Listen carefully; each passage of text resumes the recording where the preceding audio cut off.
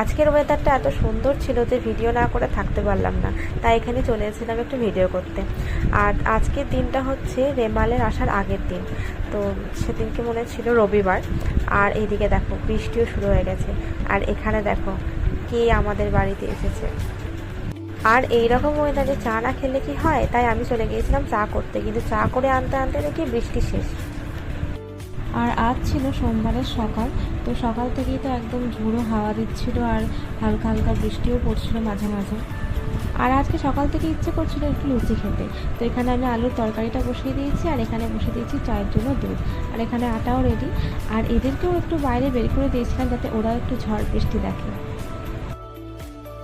তো চলো, এখানে আমার লুচি আর আলুর তরকারি রেডি, আর ঝটপট খেয়ে নিই। আর তোমরা আমার চ্যানেলটাকে একটু সাবস্ক্রাইব করে দিও, আর ভিডিওটা ভালো লাগলে একটু লাইক করে দিও। দেখা হবে পরের একটা ব্লগে। টাটা।